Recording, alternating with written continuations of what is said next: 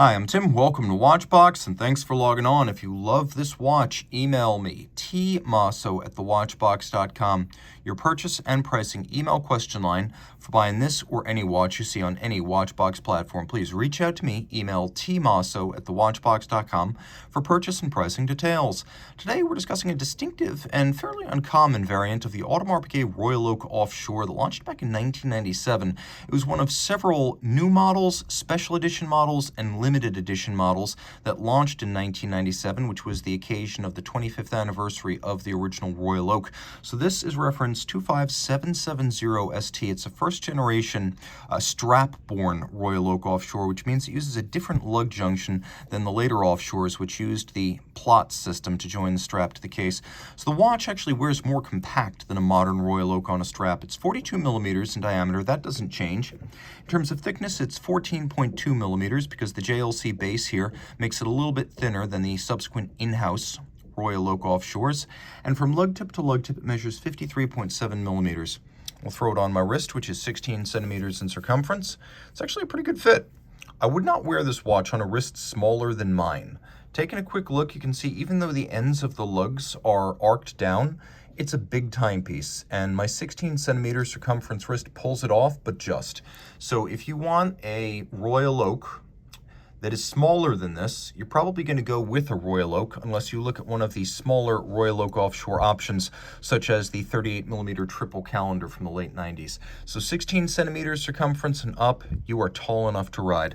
Let's take a quick look at the strap here, because it's a little bit different from what this watch would have had back in 1997. The original strap on this would have been a technical fiber Kevlar. This one has a strap upgrade to large rectangular scale alligator leather. On the bottom, there's calf skin. You can see it's an Audemars Piguet factory strap. It is semi-gloss with a monotone stitch, a folded edge, and some stuffing or bolstering to give it volume. You can see how the old lug junction system worked. When the Royal Oak Offshore first came out, from 1993 till about 2000, they used a system whereby those on bracelets had the intermediate links, the plots, that continue to this day, but the watches on straps used this hinge lug type setup. So this is a little bit different, and it makes the watch more wearable on a small wrist because it doesn't flare out and fight you the way the more modern strap-clad Royal Oak Offshores do. You can see that the strap is still held to the case using screws and bars, so you have a very secure and positive attachment there. Here's an older style Royal Oak Offshore folding clasp. You can see it's the single fold logo style Audemars Piguet clasp, and then externally we have a sectioned Royal Oak bezel that acts as the buckle itself with a combination of satin and polish. Rolling around to the case, you can see that this case has been refinished in its lifetime. It's not uncommon on watches of this age, but the timepiece is what I would describe as a good daily driver. The case is about 80%. The bezel, likewise, I would describe as about 80%.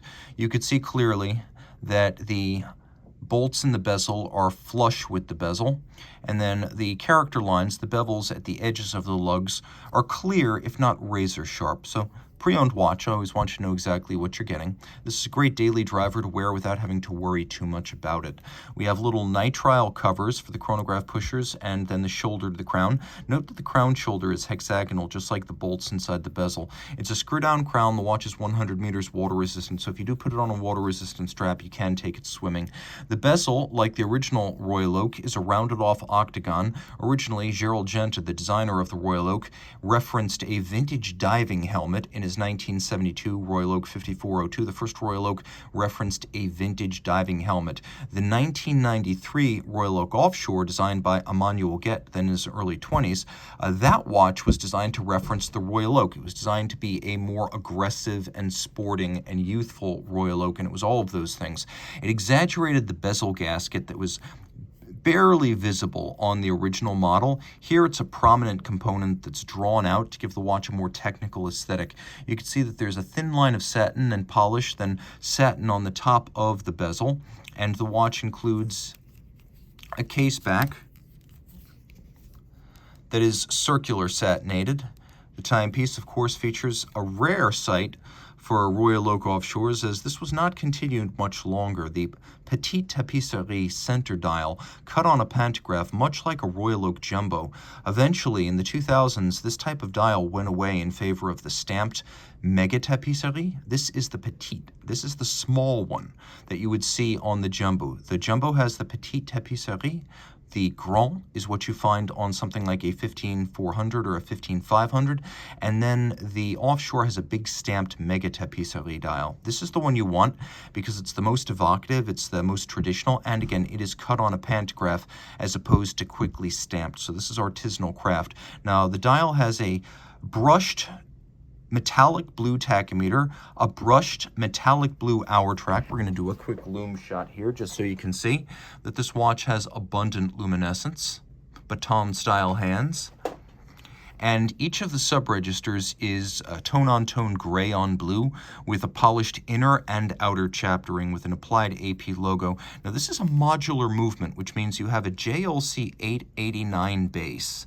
Back when this watch was made, Audemars Piguet owned 40% of JLC and relied on them heavily for base movements. But then on top of that, you can see that the centers of the two pushers, they're slightly above the center of the crown. So that's a Dubois de Praz 2840 chronograph module, or at least 2840 is the designation AP gave it. So all together, this is the 2226 2840 movement from Audemars Piguet.